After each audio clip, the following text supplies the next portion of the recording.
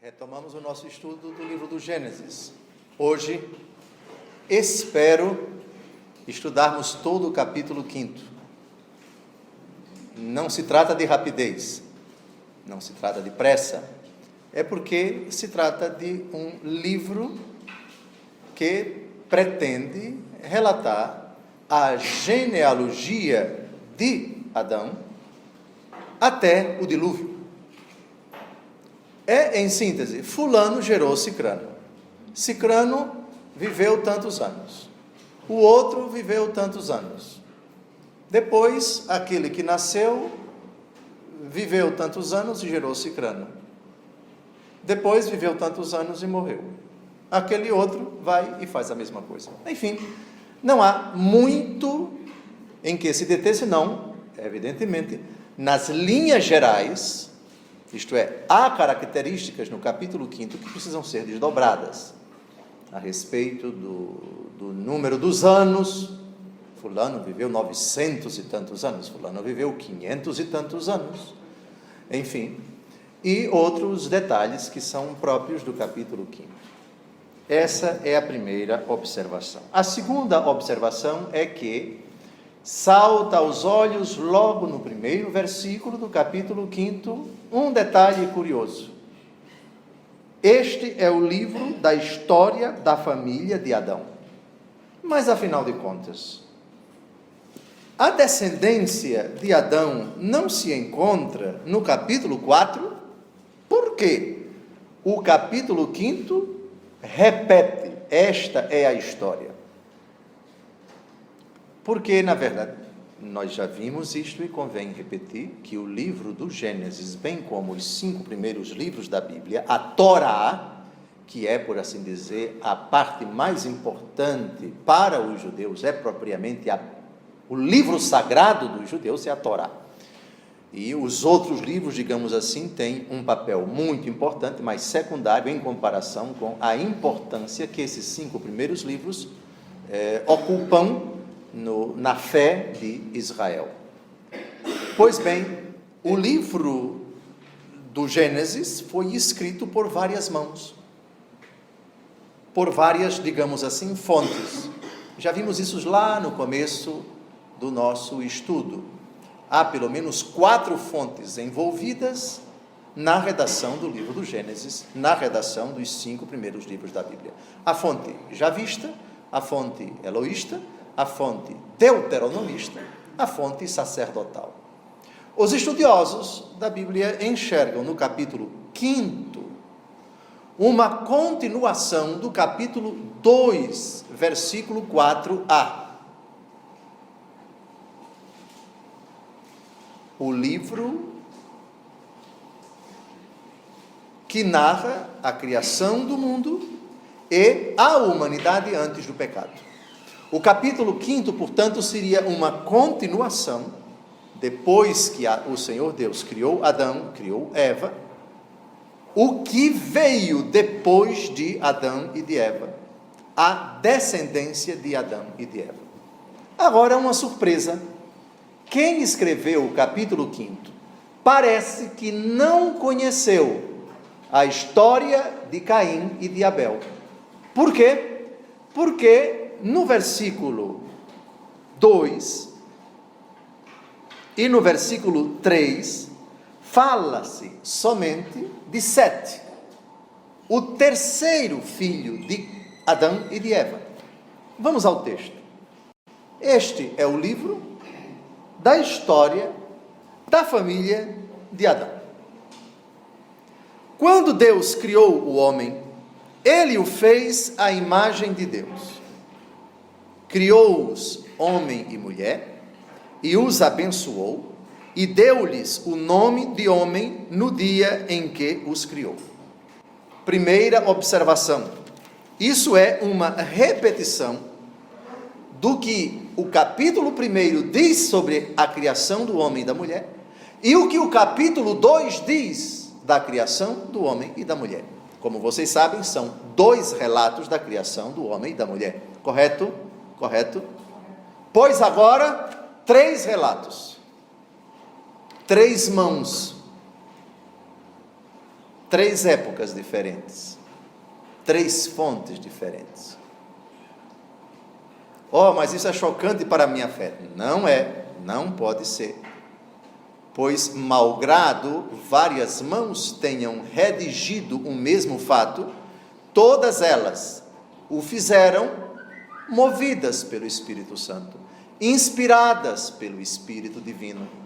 Portanto, Deus é o autor primeiro da obra de cada um deles, que depois, cada uma dessas obras chegou numa mão ou em mãos que compilaram, que deram, digamos assim, a formatação definitiva do que hoje nós chamamos de livro do Gênesis. Está claro? Repito, a ideia de que o livro do Gênesis foi escrito por uma pessoa só não procede, porque uma pessoa só não escreveria 3 vezes o mesmo fato.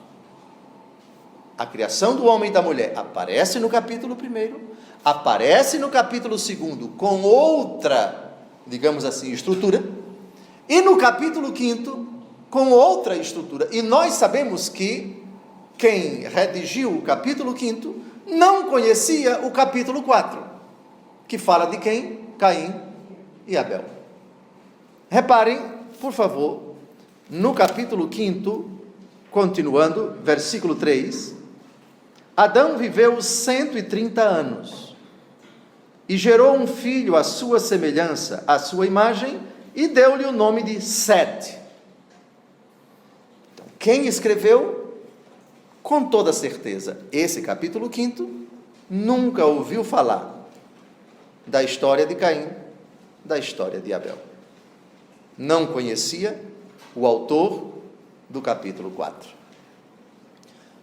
Por favor, pelo amor de Deus, eu pergunto, alguém está chocado? Não, graças a Deus, sinal de maturidade desta turma que eu amo tanto, que até agora continua católica romana, estudando o livro com essas minúcias que eu acho que são fascinantes, que são maravilhosas, que mostram como Deus Todo-Poderoso, ao longo de séculos, não é? Espera pacientemente que cada um dê o seu contributo, inspira, ilumina uma pessoa para que ela escreva aqui, outra daqui a 200 ou 300 anos escreva mais alguma coisa, e mais 500 ou 600 anos depois escreva a mesma coisa, e mais na frente uma outra pessoa inspirada também pelo Espírito Santo reúne esses elementos, compila-os direitinho como se fosse uma peça de xadrez, não é? Cheia de, digamos assim, de retalhos, e vai dando a formatação que chegou até nós nesta ordem. Eu vejo particularmente isso como algo fascinante, belíssimo, prova realmente de que Deus sabe se utilizar das mais diferentes pessoas, nas mais diferentes circunstâncias, em diferentes épocas, para transmitir a sua santa palavra. Deus não tem pressa nenhuma para formar a sua Bíblia Sagrada, o seu livro sagrado, e foi assim que aconteceu. Outro detalhe muito curioso está no versículo 2. Adão é aquele que veio do barro, Eva é a mãe de todos os viventes, enfim, só que, deem uma olhada, tanto Adão quanto Eva, a palavra Adão aparece no versículo 3, mas reparem como Adão e Eva são chamados, os dois, no versículo 2, e deu-lhes o nome de homem, no dia em que os criou. Por favor, as partidárias do feminismo aqui não se animem, então Eva aqui está chamada de homem, Maria homem, pelo amor de Deus, não tente forçar a barra dessa forma não. Aqui, o que o Senhor Deus, por meio do autor sagrado, quer nos transmitir, é simplesmente isto: Adão é um elemento sexuado da natureza que nós chamamos humana, homem. Mulher é um elemento sexuado daquilo que nós chamamos de homem. Homem, portanto, é uma palavra que designa a natureza humana, somente isso, somente isso. Então, nada de tentar forçar a barra e ver no versículo 2, não, o nome de Eva é homem, e o nome de Adão deixou de ser Adão, e agora vai ser homem. Não. O nome de Adão continua Adão. Detalhe, por favor, no versículo 5.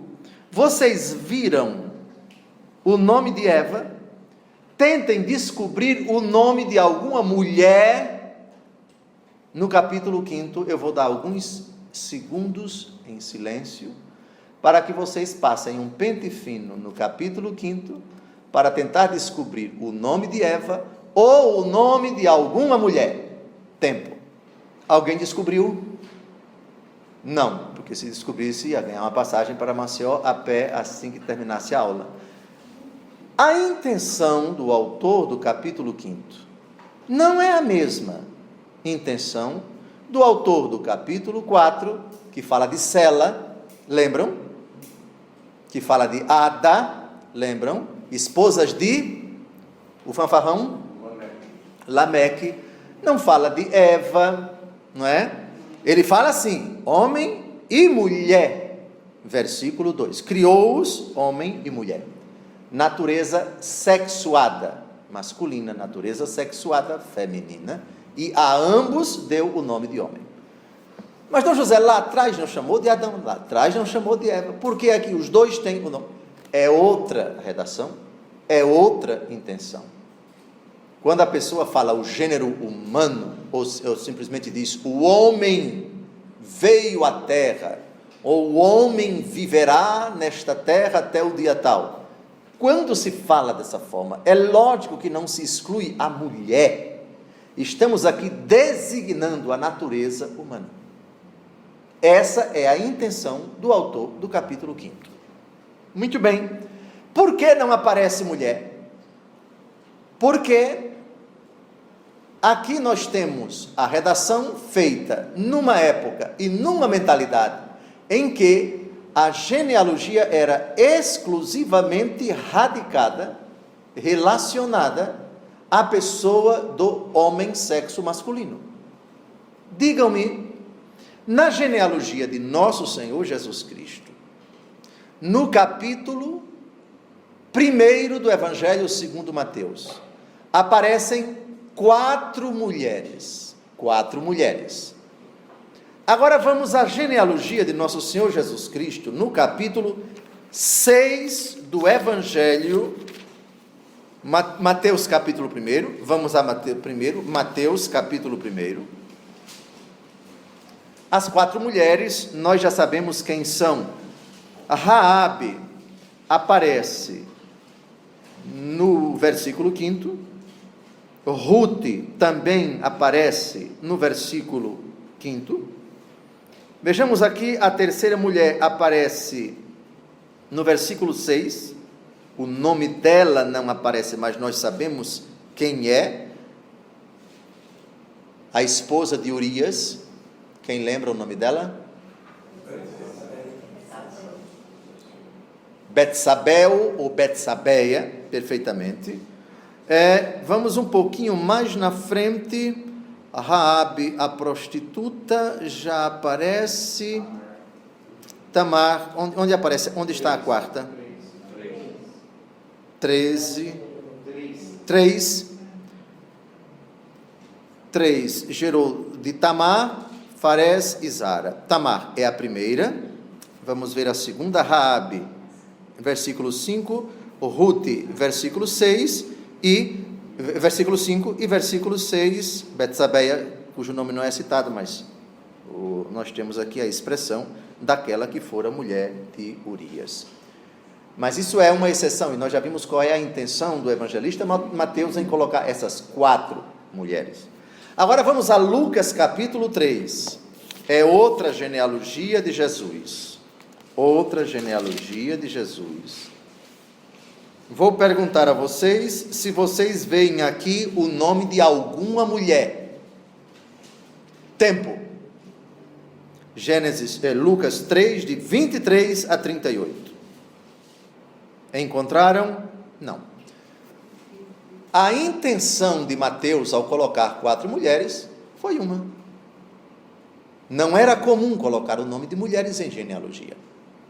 Mateus colocou com uma intenção. Mateus escreve para judeus convertidos, que se converteram ao cristianismo. E essas mulheres, elas têm relação, primeiro, com a vida de pecado. Raabe é uma prostituta da cidade de Jericó. A intenção do autor é mostrar que na genealogia de Jesus corre um sangue de pecado. Jesus morreu por todos os pecadores. Raabe, prostituta. Betsabeia, adúltera. Ela consentiu no ato sexual com Davi. Apesar disso, o Senhor a salvou, como salvou também o rei Davi. Ruth é a avó de quem? Do rei Davi. Exatamente. Qual é a quarta? Tamar, que aparece no capítulo 1, Mateus, cadê ela? Versículo 3. Exatamente. Muito bem. A importância de Tamar, lembrem-se, ela é esposa do patriarca da tribo da qual viriam todos os reis de Israel, dentre os quais o mais importante, quem é? O leão da tribo de Judá? Jesus. Jesus é da tribo de Judá. Então, essas mulheres aparecem no capítulo 1 de São Mateus, na genealogia de Jesus, com uma intenção, mas a regra é, no tempo de Jesus e também para trás, quando se trata da genealogia de alguém, mulher não aparece. Por isso, voltemos a Gênesis capítulo 5, para a gente entender por que mulher não aparece nessa genealogia.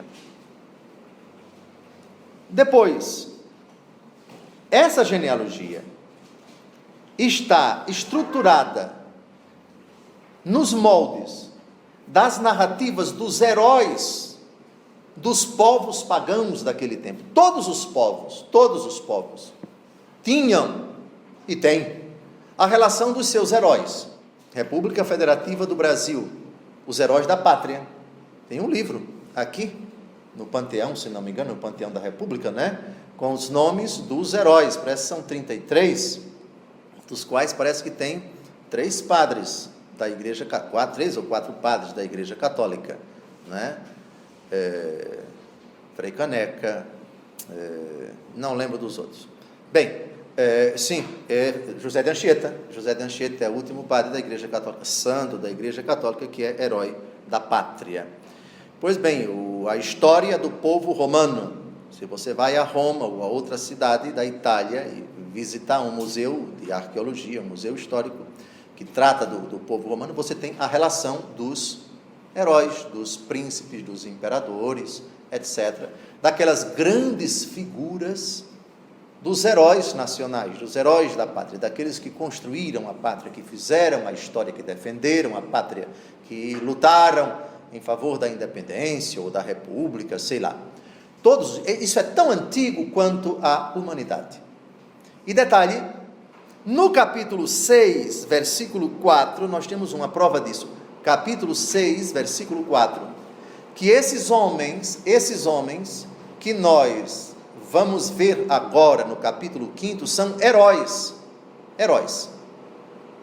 A tendência de qualquer povo, de qualquer escritor, ao narrar a vida, os feitos heróicos das grandes figuras da sua pátria, da sua nação, do seu povo, do seu reino, é lógico elogiá-los.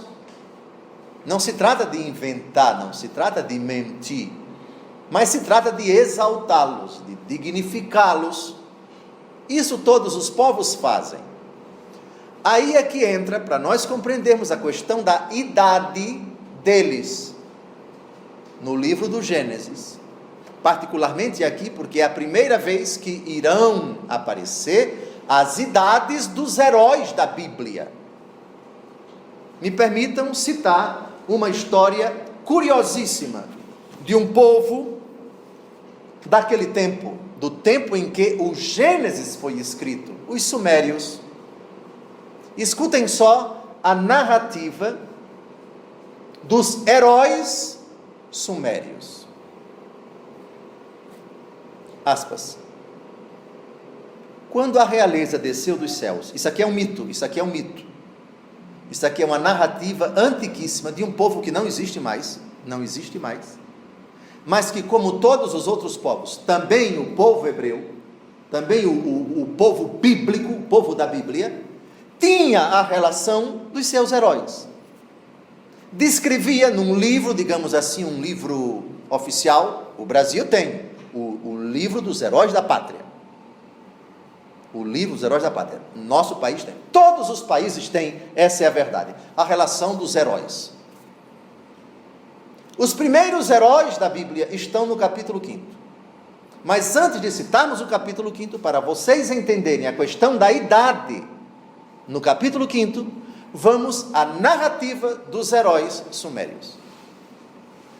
Quando a realeza desceu dos céus, a realeza foi para Eridu. Em Eridu, Alunim foi feito rei. Ele reinou 28.800 anos. Não se assuste. Daqui a pouco a gente vai ver por que esse exagero nos anos. Alagá reinou 36.000 anos. Assim, 2 reis reinaram 64.800 anos. Eu abandonei Eridu porque o reino foi transferido para Batibira. Em Batibira, Emenluana reinou 43.200 anos. Emengalana reinou 28.800 anos. O deus Dumuzi, o pastor, reinou 36.000 anos. Assim, 3 reis reinaram 108.000 anos. Estas foram 5 cidades, 8 reis que reinaram 241.000 anos. Então o dilúvio ocorreu. Depois que o dilúvio varreu a terra, quando a realeza desceu dos céus outra vez, a realeza esteve em Quish. Em Quish, Gaur foi rei e reinou 1.200 anos. Assim, 23 reis reinaram ali em Quish 24.510 anos, 3 meses e 3 dias e meio. Quish foi destruída. Seu reino foi transferido para Eana, em Uruk. Em Eana, os números já são menores. Assim, 12 reis reinaram 2.310 anos. Uruk foi destruída em batalha. Seu reino foi transferido para Ur. Detalhe, Ur, da Caldeia, a cidade de Abraão. Bem, aqui nós temos uma narrativa dos sumérios, que viviam lá, aquela região da Mesopotâmia. Então, no tempo em que o Gênesis foi escrito, esse relato era conhecido no mundo babilônico. Mas era um relato que não dizia nada para os hebreus. Um relato, digamos assim, uma história edificante para aquele povo. Mas cada povo tinha a sua história. E era muito comum superlativizar o número de anos para mostrar, primeiro, a longevidade da pessoa, a grandiosidade dos seus feitos. E a ideia de que quem vive muito é abençoado pelos deuses. Ora, o autor sagrado expurga a ideia de muitos deuses. O Deus da Bíblia é um só. É o Deus de Abraão, o Deus de Isaac, o Deus de Jacó, cujos antepassados são esses heróis. Não se trata de mente. Por favor, aqui eu pediria, eu insisto, caro internauta, as idades que nós vamos ver agora não são invenção, são um dispositivo literário muito comum naquela época, que não sabendo exatamente qual o dia, qual o mês e qual o ano do nascimento do fulano, qual o dia, qual o mês e qual o ano da morte do fulano, mas considerando que o fulano era famoso, a associação de grandes feitos com grande quantidade de dias e de anos. Isso não entra na nossa cabeça agora. Mas aquilo era absolutamente natural, porque era um dispositivo, digamos assim, muito comum naquele tempo, para elogiar, para descrever os grandes feitos desses antepassados longevos, que viveram há muitíssimo tempo, e eles não tinham nenhuma noção, como nós temos hoje, o quê? Hoje você entra num site eu acho que tem, de genealogia, você digita o nome e eles vão dizendo, você gerou fulano tal, a origem do seu sobrenome é no sul de Portugal, ou é no norte da Itália, ou o seu sobrenome é da Espanha, o seu é árabe, e sai dizendo um monte de informações, porque isso já está num banco de dados, enfim, parece que os Mormons têm em Salt Lake City, nos Estados Unidos da América, um bunker, onde eles guardam microfilmados todos os livros de batismo da Igreja Católica Apostólica Romana no mundo inteiro, e todos os outros livros das outras religiões,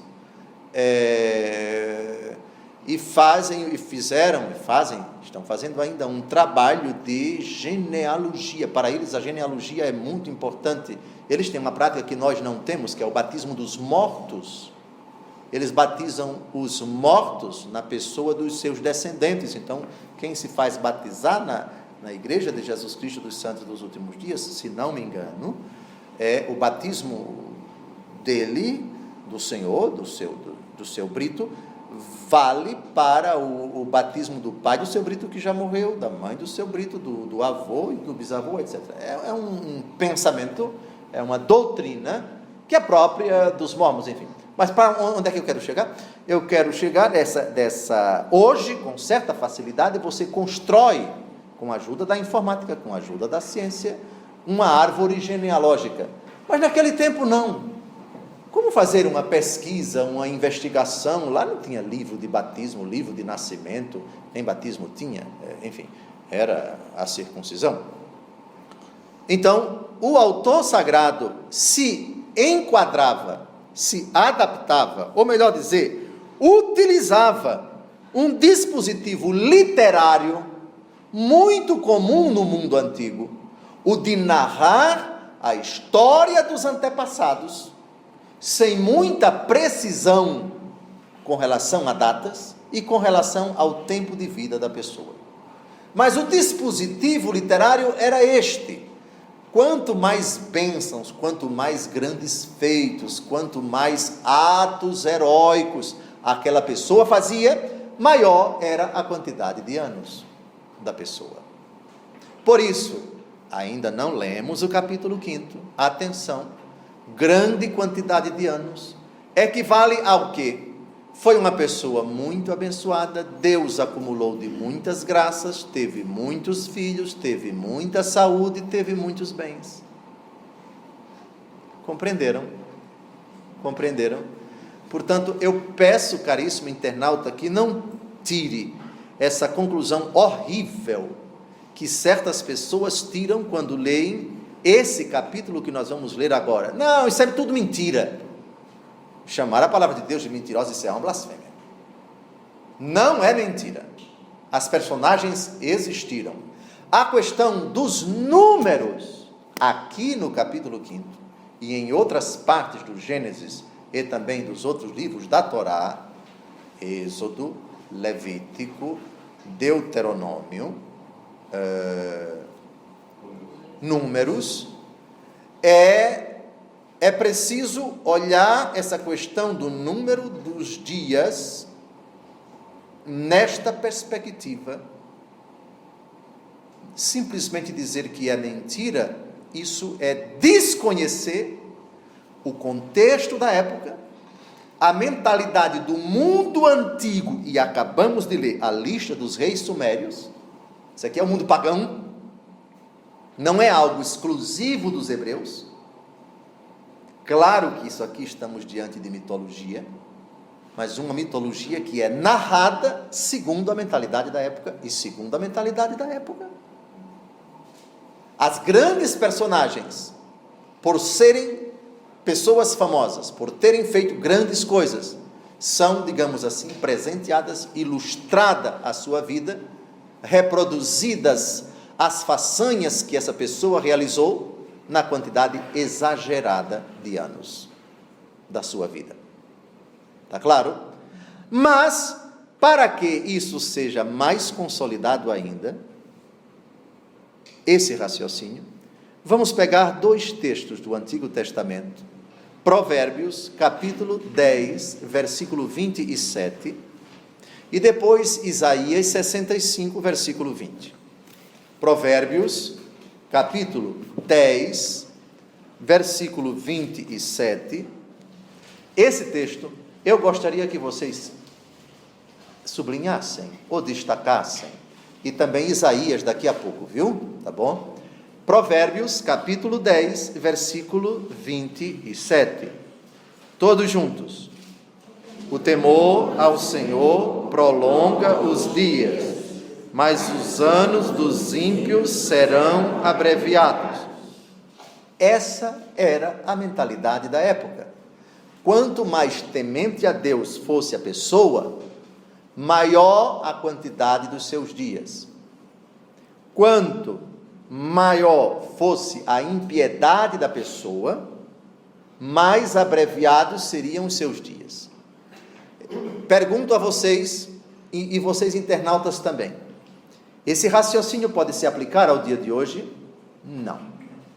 Porque a gente sabe que tem pessoas santíssimas que vivem pouco tempo.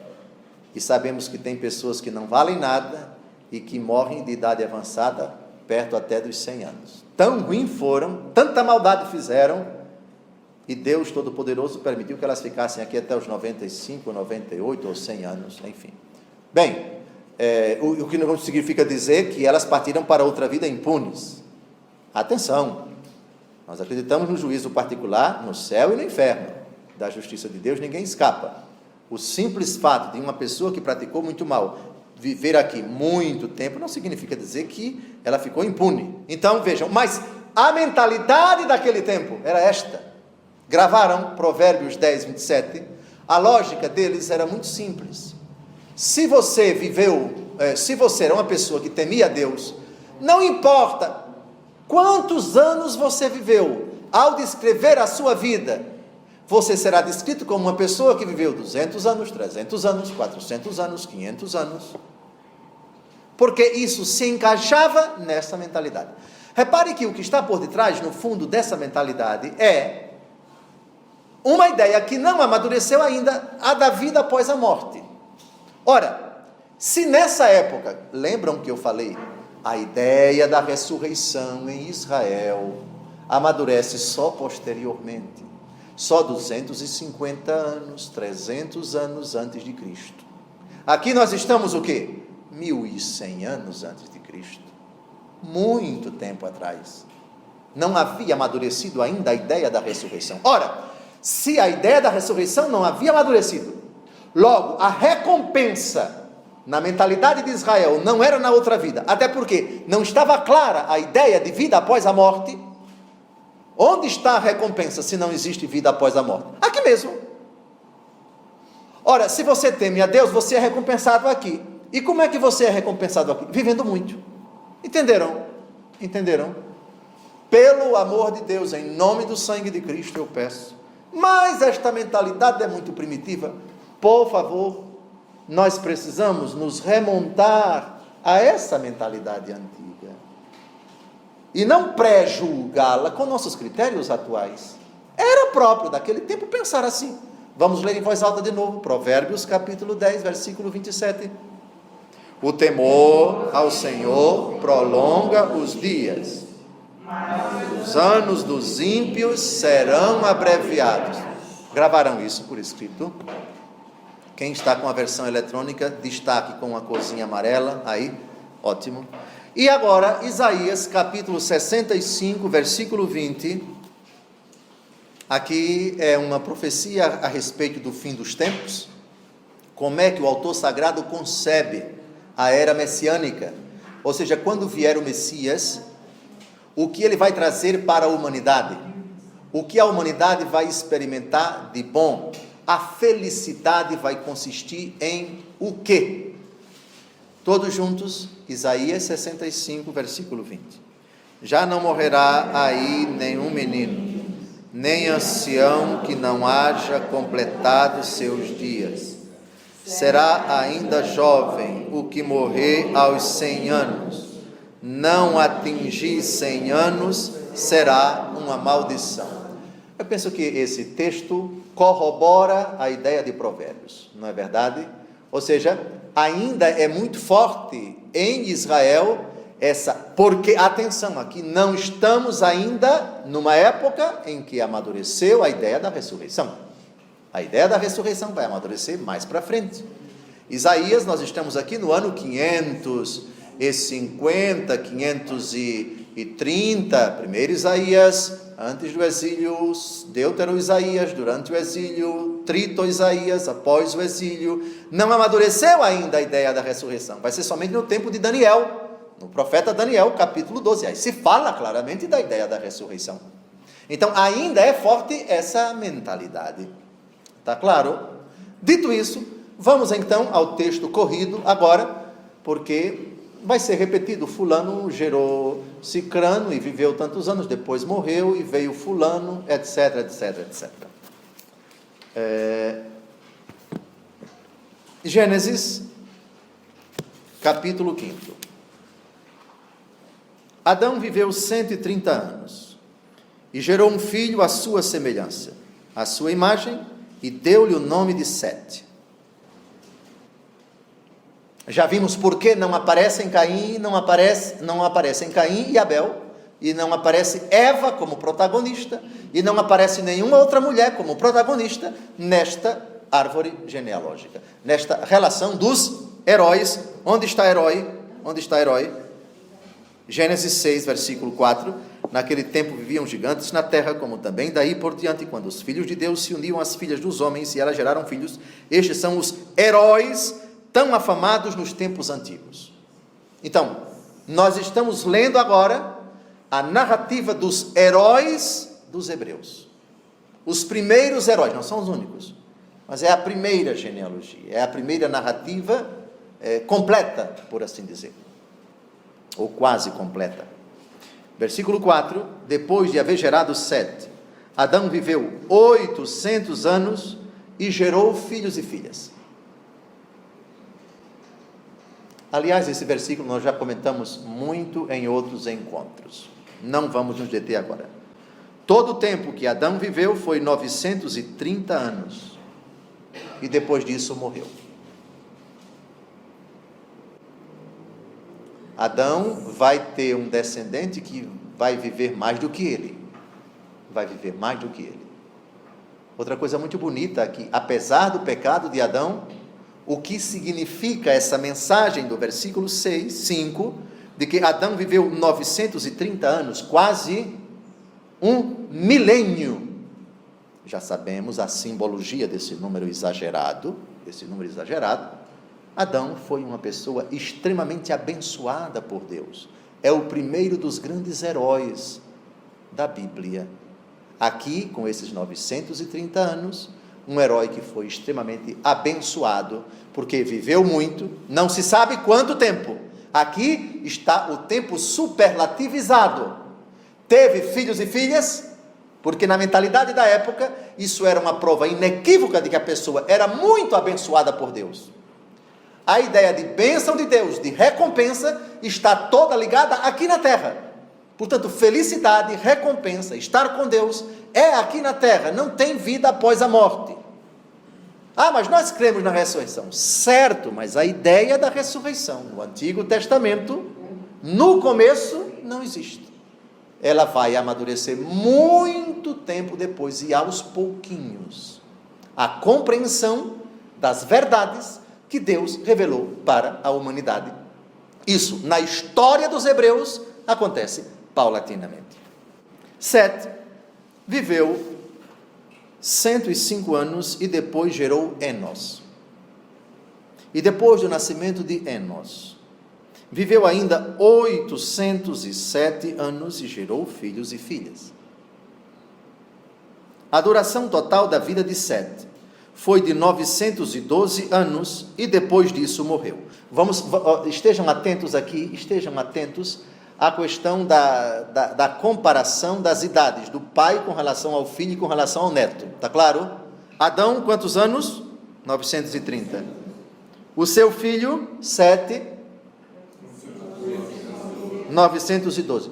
Curiosamente, os outros irmãos e irmãs de Sete, citados no versículo 4, não aparecem. Simplesmente o texto diz que Adão gerou filhos e filhas. Não disse se foi com Eva, somente. Portanto, aquela velha, digamos assim, antiga discussão do monogenismo, do poligenismo, que a essa altura deixemos um pouco para lá, porque não vamos tocar mais nesse assunto, porque já foi mastigado, já foi pisado, já foi remexido, já foi tirado do forno e botado também depois no forno, deixa para lá. Enós, versículo 9, viveu 90 anos e depois gerou Cainã. E depois do nascimento de Cainã, Enos viveu ainda 815 anos. Parece que um pouquinho mais, não, menos que 7, né? Vai baixando. E gerou filhos e filhas. E o tempo da vida de Enos foi de 905 anos e morreu. Baixando, né? Cainã viveu 70 anos e depois gerou Malaleel. Após o nascimento de Malaleel, Cainã viveu ainda 840 anos e gerou filhos e filhas. Todo o tempo da vida de Cainã foi de 910 anos. Parece que um pouquinho mais que Enos, se não me engano, né? Malaleel viveu 65 anos e depois gerou Jared. Após o nascimento de Jared, Malaleel viveu ainda 830 anos e gerou filhos e filhas. Todo o tempo da vida de Malaleel foi de 895 anos e morreu. Jared viveu 162 anos e gerou Enoque. Esse Enoque nos interessa muito, por favor. Enoque, após o nascimento de Enoque, Jared viveu ainda 800 anos e gerou filhos e filhas. Todo o tempo da vida de Jared foi de 962 anos e morreu. Esse extrapolou um pouquinho, né? Parece que viveu mais do que os outros. Só perdendo, eu acho que ele não perdeu para ninguém. Enoque viveu 65 anos e gerou Matusalém. Aqui, atenção, pai e filho tem uma importância particular para nós, porque Enoque, o texto vai dizer, vai ser o primeiro arrebatado. Não se vai falar da palavra morte. Reparem o final, por favor, o final do versículo 5, morreu. Versículo 8, morreu. Versículo 9, morreu. Versículo 14, morreu. Versículo 17, morreu. Versículo 20, morreu. Atenção agora, versículo 21. Enoque viveu 65 anos e gerou Matusalém. Após o nascimento de Matusalém, Enoque andou com Deus durante 300 anos e gerou filhos e filhas. Aqui temos uma novidade. Andou com Deus. A duração total da vida de Enoque foi 365 anos.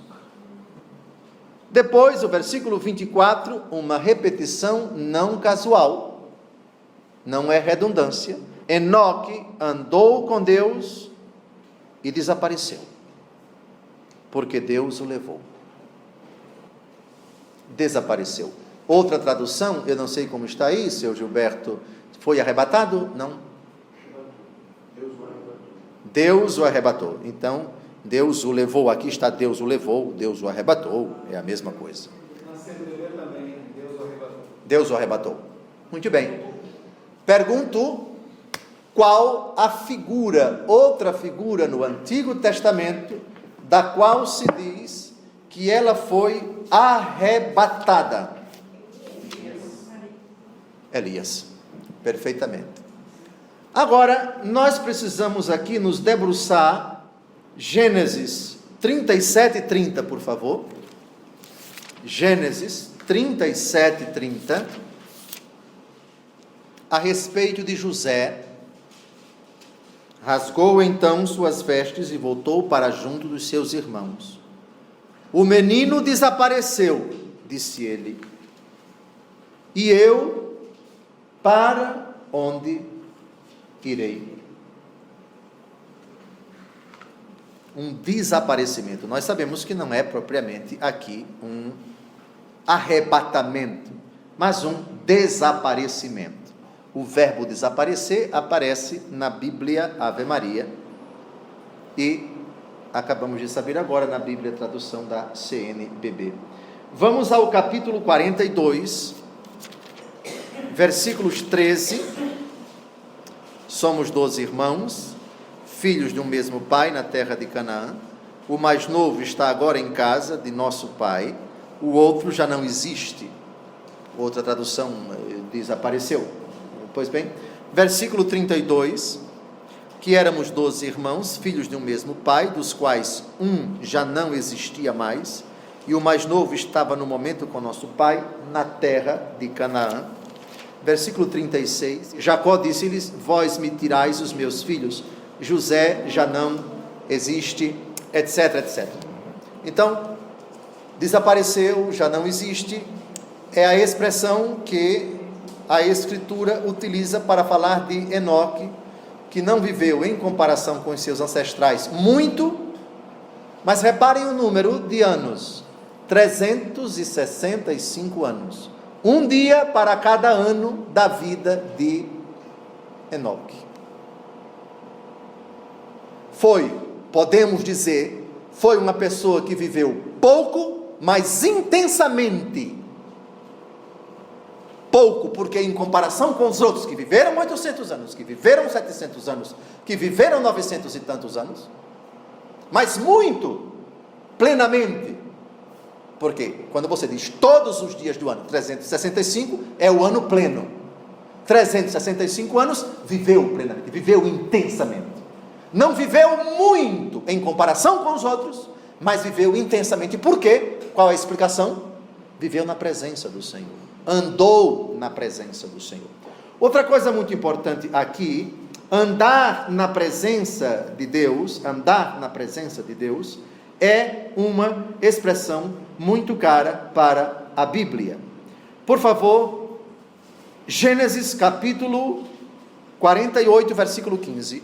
Israel abençoou José dizendo, o Deus em cujo caminho andaram meus pais Abraão e Isaque, o Deus que tem sido o meu pastor durante toda a minha vida, até este dia, etc, etc, etc. Reparem a expressão, o Deus em cujo caminho andaram. O que é andar no caminho de Deus? É ser fiel a Deus, é ser obediente a Deus. Portanto, vejam, 365 anos, número simbólico, que em comparação com os outros, astronômicos, diríamos assim, com exagero e tudo, é um número menor, não viveu tanto como os outros, mas viveu intensamente, porque andou na presença do Senhor. Ô Dom José, e os outros também não andaram? Bem, não posso dizer com segurança, mas se esse teve o privilégio de ter o seu nome associado com andar na presença do Senhor, certamente o destaque dele, a fama dele, em relação a todos os outros heróis, era a fama de um homem muito temente a Deus, muito fiel a Deus, muito obediente a Deus. Andar na presença do Senhor. Por favor, Deuteronômio capítulo 13, versículo 5.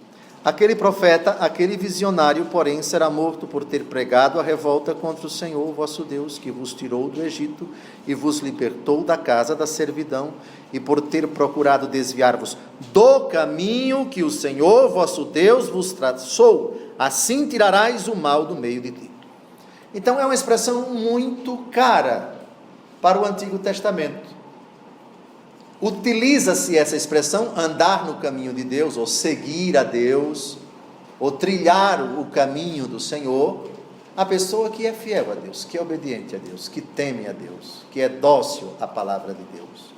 Qual é o salmo que diz: feliz aquele que não anda no conselho, mas não trilha o conselho dos ímpios, não se assenta com os pecadores, etc., mas se compraz na lei do Senhor. Parece que o Salmo 1 fala do caminho do Senhor. Vamos dar uma olhada no Salmo 1, por favor. A expressão é muito bonita, é muito bonita. Caminho, sim. Salmo, capítulo 1, Salmo 1, versículo 1, e o versículo também 6, o versículo 6. Versículo 1: feliz o homem que não procede conforme o conselho dos ímpios, não trilha o caminho dos pecadores. Muito bem, pule agora para o versículo 6. Porque o Senhor vela pelo caminho dos justos, ao passo que o dos ímpios leva à perdição. Aqui é um eufemismo para dizer caminho dos justos, fidelidade a Deus, obediência a Deus. Caminho dos pecadores, vida de pecado, vida desregrada, desobediência a Deus, etc, etc. Somente para a gente matizar a ideia de Gênesis capítulo 5, por favor, versículo 22, Gênesis 5, 22. Após o nascimento de Matusalém, Enoque andou com Deus durante 300 anos e gerou filhos e filhas. Andou com Deus. Então, a ideia de andar de caminho, de trilhar, é uma figura de linguagem para representar exatamente isto. Ele temia a Deus. Um exemplo da Virgem Maria: eis aqui a serva do Senhor. Eu sou todo dele, eu temo a Deus. Ele está sempre presente na minha vida. Isso significa andar com Deus. Claro? Muito bem. Agora, vejamos, aí já compreendemos os 365 anos da vida de Enoque, no versículo 23, e por que ele desapareceu. Boa parte dos exegetas interpreta, essa boa parte não é a totalidade, a ideia do arrebatamento como uma espécie de morte em alto grau de santidade. Quem quiser defender que Elias subiu num carro de fogo, essa é a descrição do arrebatamento de Elias. Elias foi arrebatado enquanto Eliseu viu a cena, não é? Um carro de fogo que passa e leva Elias. Como interpretar isto? Alguns exegetas propõem a seguinte interpretação: de fato, Elias morreu, mas a morte de Elias, por se tratar de uma pessoa que andou com Deus e num grau alto de santidade, a morte dele foi descrita dessa forma poética, dessa forma intensa. Para as pessoas que vivem intensamente nesta terra, na santidade, a sua morte, ela é descrita como um arrebatamento. Na descrição de Papa Pio XII, do dogma da Assunção da Virgem Maria, se diz que a bem-aventurada sempre Virgem Maria, no termo de sua peregrinação na terra, foi assunta ao céu. Pio XII não fala que Nossa Senhora morreu, utiliza uma outra linguagem.